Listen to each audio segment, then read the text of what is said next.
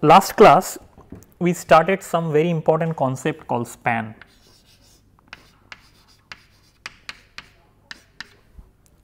And the span is related to something called linear combination.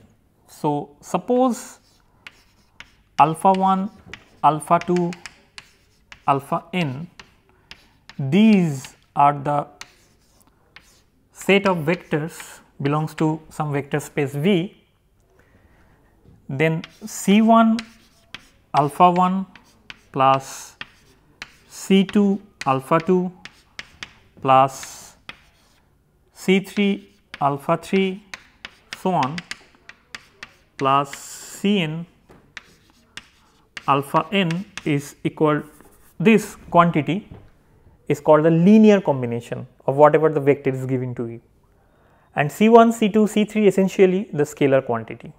In real vector space they are real numbers. So, next we show that I can choose a set of vectors which can span, for example, in R2 I can choose a vector, some set of vector 1 2 and say minus 1 1, and if I make a linear combination of these two I can generate any vector I like, and we call that, if I generate any vector then we call that this set span the entire vector space. Also we show that there is a choice, that if I choose these things the life will be more easier, because in that case I do not need to write what should be the value of C1 C2 in terms of xy. Readily we can find that C1 is x1, C2 is xy. So, the things will be much simpler, and we call this is a natural choice and we call this a natural basis. But this basis things is still we do not know and we need to understand. Before that we need to understand another important thing which I mentioned last day, which is linearly dependent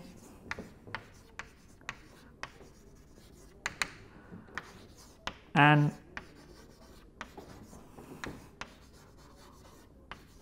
independent vectors. Linearly dependent and independent vectors. So, linearly dependent and independent vector I have already mentioned last class. So, if by definition if we have a linear combination C1 alpha 1 plus C2 alpha 2 plus Cn alpha n is equal to say 0. First thing that I will have a linear combination of the vectors, and I say that this linear combination is 0.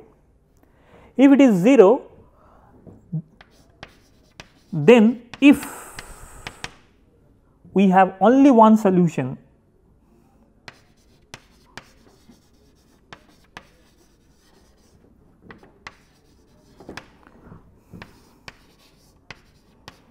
that is C1 is equal to C2 is Cn is equal to 0, then we call this set of vector alpha 1, alpha 2, alpha n is linearly independent vector. So, the condition is what? I have a linear combination of the vectors alpha 1, alpha 2, I choose some alpha 1, alpha 2, alpha 3, alpha n from a vector space V, say alpha I belongs to the vector space V, and then I say that I make a linear combination over that.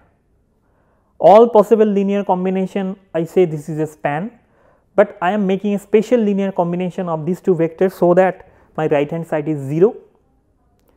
If this linear combination gives me the only solution, it is possible if and only if all C1s are 0, then essentially we call this set of vectors as linearly independent set of vectors.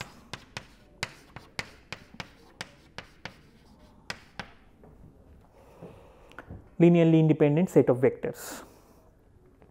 Now, if any of the C1 is not equal to 0, then we can say that these vectors are dependent, not linearly independent, but depend to each other. I can give you very simple examples, then you can understand.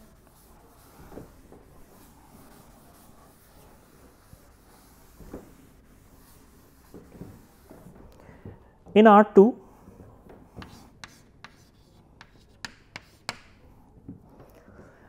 I have two vectors, say 1, 2, and another vector, say -1, -2.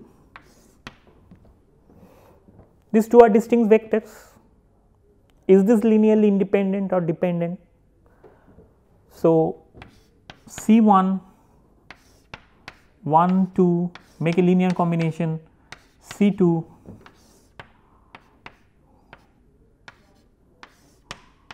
is 0.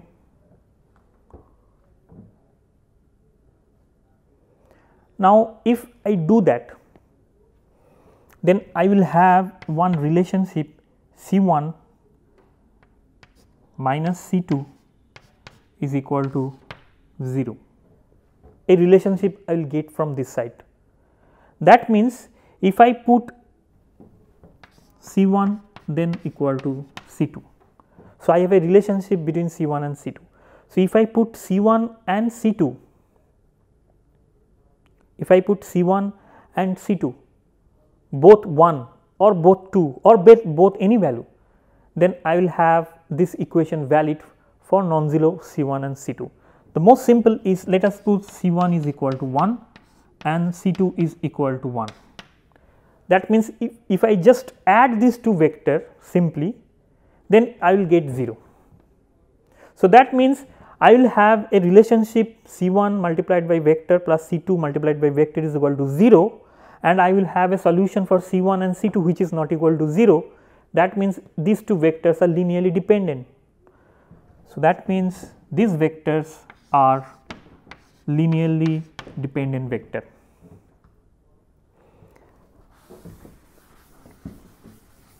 What about these two vectors? I just change this vector, for example, I just change this vector 1, 2 and say -1, 2, these two are linearly dependent. C1 1, 2 plus C2 -1, 2 is equal to 0, 0.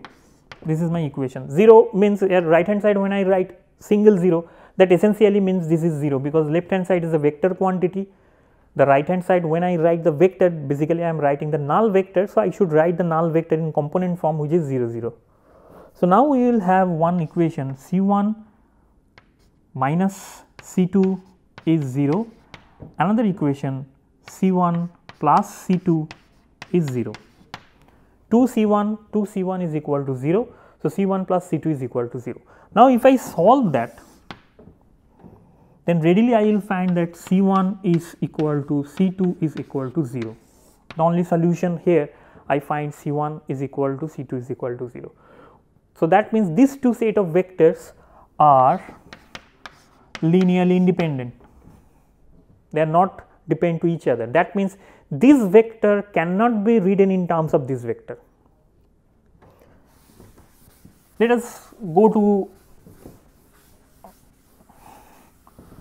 in R2 also. So, what is the meaning of that? In 2D, if I write this vector and this vector, draw two vector, say this is my alpha and this is my beta. Is it possible to write alpha and beta, or alpha in terms of beta, or beta in terms of alpha? The answer is no. If these two vector in 2D is forming in this way, then there is no way to write a vector alpha in terms of beta or beta in terms of alpha. That means, there is no linear combination between alpha and beta in such that I can write the equation. For example, if let us try to do that, and then things will be clear. So, maybe I can write another, I can make a perpendicular vector of alpha, which is I write alpha perpendicular. Alpha vector and alpha perpendicular vector, these two vectors are always linearly independent. I never able to write this vector in terms of this vector. So, they are naturally, so I will write A1 alpha plus A2 alpha perpendicular is equal to 0 when A1 is equal to 0 and A2 is equal to 0. My goal here is to find out whether these two vectors are linearly independent or not. So, let me write an equation assuming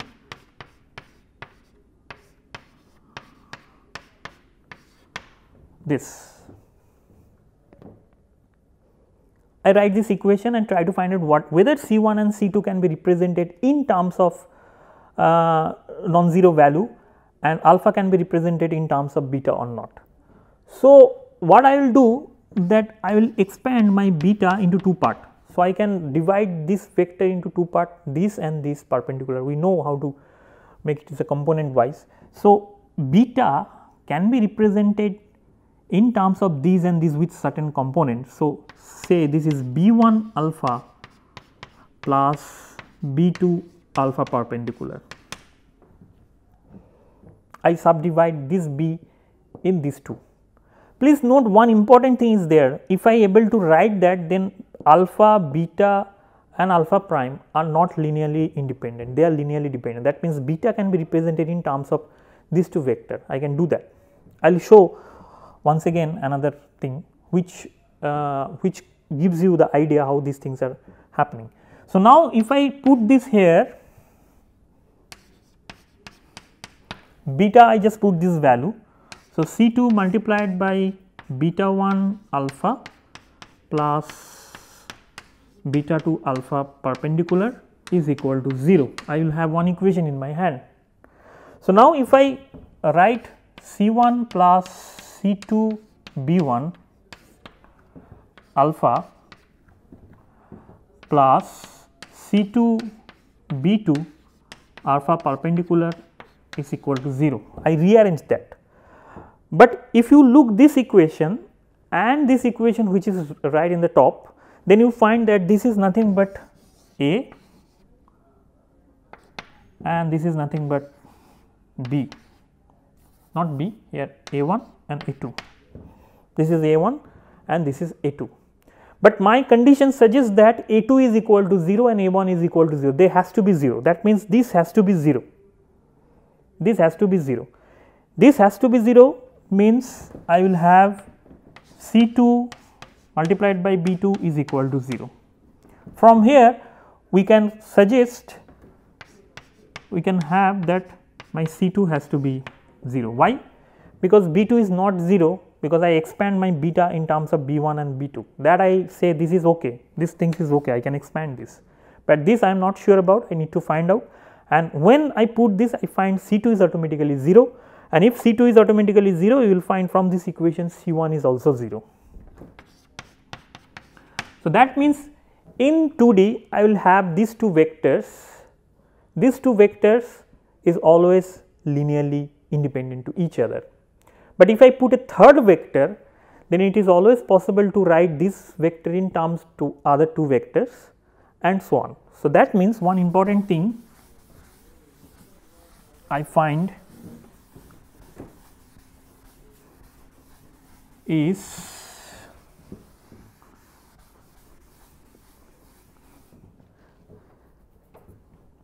so in R3 for example, in R2 I find two vectors which are linearly independent. In R3 this is my dimension x, y and z, this is my coordinate system. If I draw any other vector r, I can write r in terms of other three vectors. So, I can write r in C1 say Ex is a unit vector along this, plus C2 Ey is a unit vector along this, and C3 Ez along vector this, or in any arbitrary vector I can write. So, that means if I want to write 4 vector in 3D, the 4th vector can be represented in terms of other 3 vectors.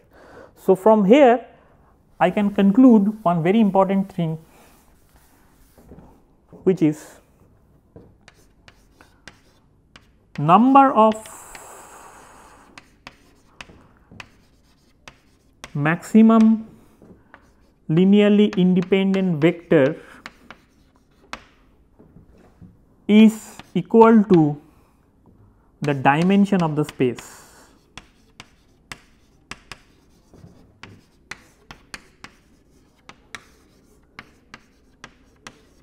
Dimension of the space means essentially dimension of the vector space. So, number of maximum linearly independent vector, if I have 2 maximum linearly independent vector, then I will have, this is for 2 maximum linearly independent vector, I can say the dimension of the space is 2. For 3 maximum linearly independent vector, dimension is 3. On the other hand, if we in other way, if I say that if my space is 2D, then I will have maximum 2 linearly independent vector. If my space is 3, then I will have 3 maximum independent vector, and so on. So, let us once again show that by geometry how these things are happening. So, this is 1D, this is 2D, and this is 3D. I draw this figure like this. In 1D, I will have one line x, this is x, y, this is say x, y, z. 1D, 2D, 3D. How many linearly independent vector you will have? Only one. For example, this is my linearly independent vector, I call it alpha. If I draw another vector, let me take another chalk, say this is my another vector, I called it beta. I can always write beta in terms of submultiplication into alpha. That means beta can be represented in terms of alpha. So, how many number of linearly independent vector in 1D? 1, which is alpha, or any other. In 2D, I have one vector here alpha, I have another vector here beta. If I have another vector gamma, then gamma can always be represented in terms of alpha and beta with some coefficient. Gamma, alpha, beta can be represented in this particular form.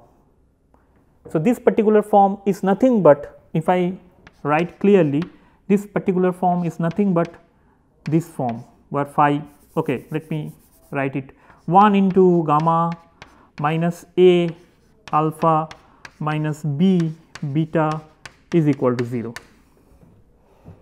C1 vector minus plus C2 vector plus C3 vector is equal to 0, C1, C2, C3 is not equal to 0, here 1 is not equal to 0, a, b is not equal to 0. That means I will have a equation like this.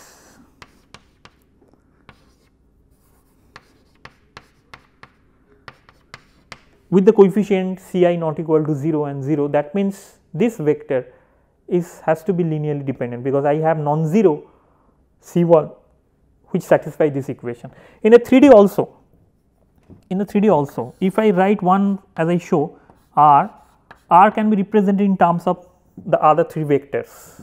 So, R, normally we do that, R can always be represented as R1 I plus R2 j plus R3 k,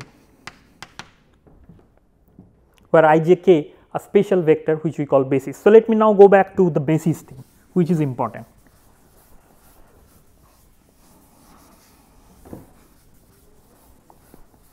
So, now we are in a position to define something called basis. Which is basis? So, first I know that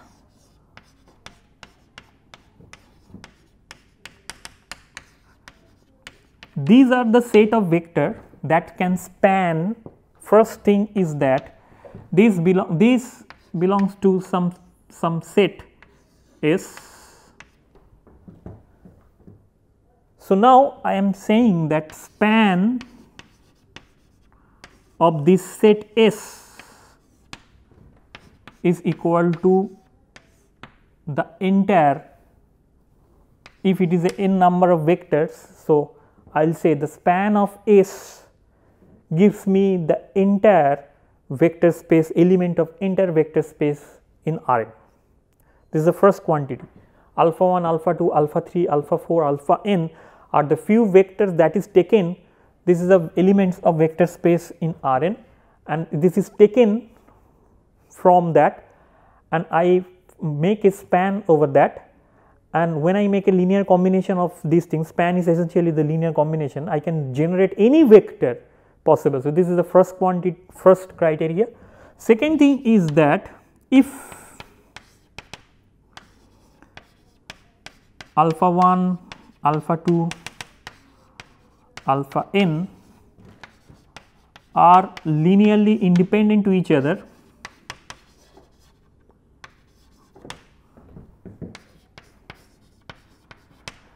if these two criteria is satisfied, then alpha I, this set is called the basis.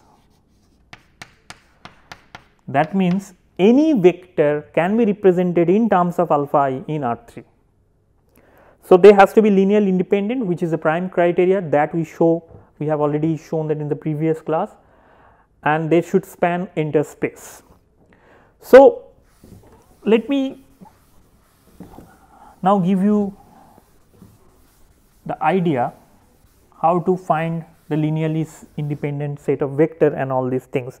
So, that means a vector, whatever the vector I have, say vector v, I am using this notation, but anyway let me change this notation to just v. So, this v can be represented in terms of the spanning set. So, now I will write v1 alpha 1 plus v2 alpha 2 plus vn alpha n. Alpha 1, alpha 2, alpha 3 I show that they span the entire vector space. So, that means span of these things is equivalent to Rn. Any vector can be represented, for example, in terms of this, and they are also linearly independent.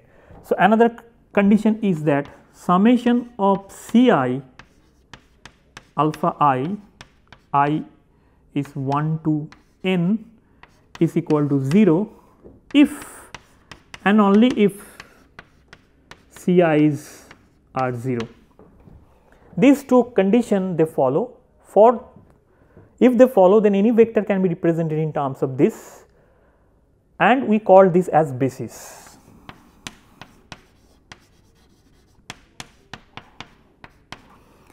Now, the next obvious question arises in our mind that how many different alpha 1 alpha 2 set one can form. The answer is infinite number of set. This is not in alpha 1 alpha 2 alpha n is not infinite, the set is infinite. For example, I can write same v with this notation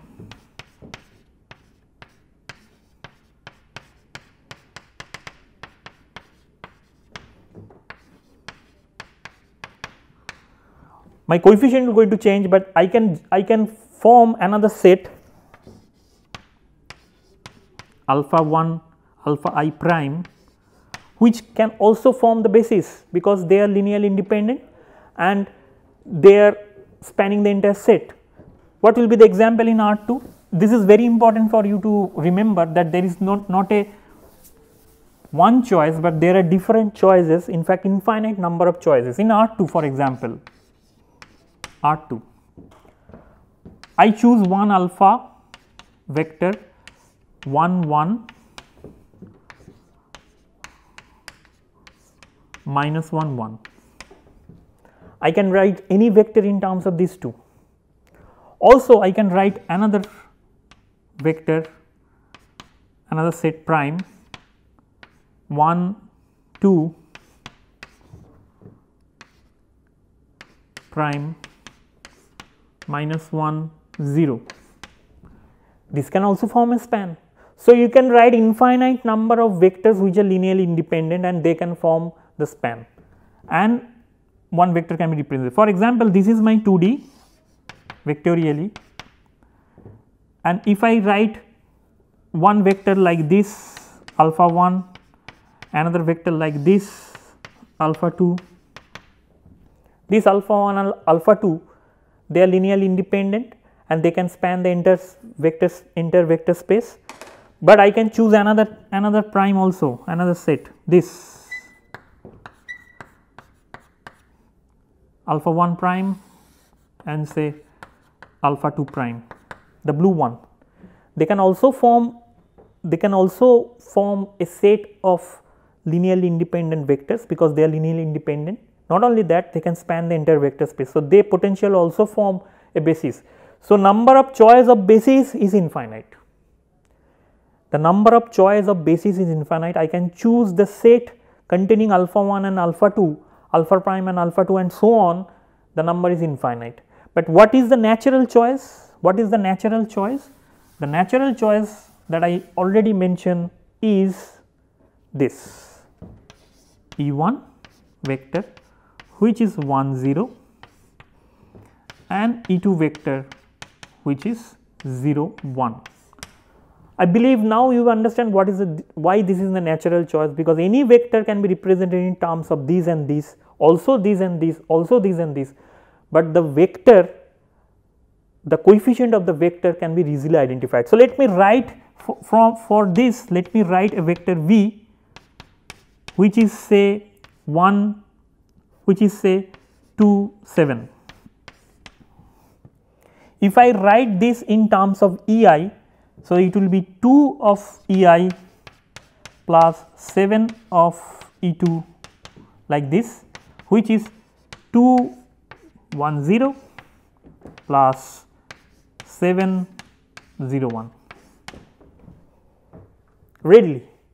But if I want to write these things, which we can in principle, then I do not know what is the coefficient alpha 1, I do not know what is the coefficient alpha 2, and this alpha 1 and alpha 2, this I do not know, but this I know 1 2, this I do not know, this I know minus 1 0, but in principle you can find out.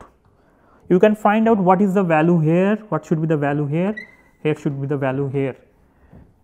In natural basis I do not bother about this value, because if the vector is given I can readily put this, but here I need to find out what is the value, and this is easy. If you put C1, if you put C2, you can solve this equation because 2 7 is given to you. So, C1 multiplied by 1, C2 multiplied by minus 1, it is equal to 2, another thing is 7. So, you have two equations and you can figure out what is the value of this, which is given as this question mark. So, also you can write another thing, another in terms of alpha 1, alpha 2, so this is alpha primes. So, also you can write alpha 1 and alpha 2. So, here also you can write another equation, the same thing in terms of alpha 1 and alpha 2, and obviously this coefficient will going to change. So, here this coefficient is 2 7, obviously this coefficient will not be 2 7, it will be different, and this coefficient will be some other values. The important thing is that here you know what is the basis. Basis is something using which you can define a vector, but the coefficient will differ when you choose different bases. So, it is called basis transfer. We will do this in the later class, but you should know one thing, that there is no unique choice of basis. You can choose infinite way to basis. Only condition is that they should be linearly independent, and second thing that they can span the entire vector space. For example, here merely I show the 3 example for R2, you can show different example and show that every vector which are linearly independent can be well enough to define a basis, can be well enough to use as a basis. But here natural choice is this. In 3D it will be 1 0 0 0 0 1, 1 0 0 0 1 0, then 0 0 1, and in 4D it will go on and you will have more and more order, but the concept is same, that if you want to define a vector can be defined in terms of basis. This is natural basis, so that I can have the vector coefficient quite easily. If the basis is not a natural basis, it is some arbitrary basis, but still it is a basis, you need to find out what is the value of the coefficient of that vector. So, in the future classes we will learn more important things. For example, what is the relationship between these and these? Only this is linearly independent. Apart from that, is there any other property associated with this? We will find. So, the question is, so let me before concluding this class, let me quickly show you one very important thing by drawing something, so you can readily understand. So, this is in 2D, this is my coordinate system. I choose this coordinate system perpendicular because it is easier for me. So, if I write, this is my E1 and this is my E2. This is my E1 and this is my E2, but I can have other bases also, as I mentioned, these and these. This is my alpha 1, this is my alpha 2, for example. Now, E1 and E2, there is a spatial relationship between E1 and E2, and the spatial relation is nothing but they are perpendicular to each other, they are orthogonal to each other, but for alpha 1 and alpha 2 they are not orthogonal to each other. Because of that, what happened, if any vector V is given to you, you can divide the V very easily in terms of E1 and E2, because the coefficient is nothing but the projection of this vector over there, this vector over there. But this vector can also be represented by making a projection over that, but this projection value is difficult to figure out, and that is why this is not a very convenient way to represent this vector, but you should know that this is also can use as a basis, but you can appreciate with this figure that the choice of E1 and E2 is more useful, because I can readily find out many things. Okay, student, with this let us stop my class here. In the next class we will start a very important thing, as I mentioned, since it is orthogonal, so I need to find out how to find out what is the procedure to find two vectors are orthogonal or not. So, to do that we need to do something called inner product, the concept of the inner product, and all these things we will learn step by step and understand what is the other property of this basis, this natural basis. This natural basis has few other properties, so we need to also find out how the other properties are emerging with the fact that they are orthogonal to each other. With this, let us conclude this class. So, see you in the next class, where we learn more about the inner product and other issues that I mentioned. Thank you very much for your attention.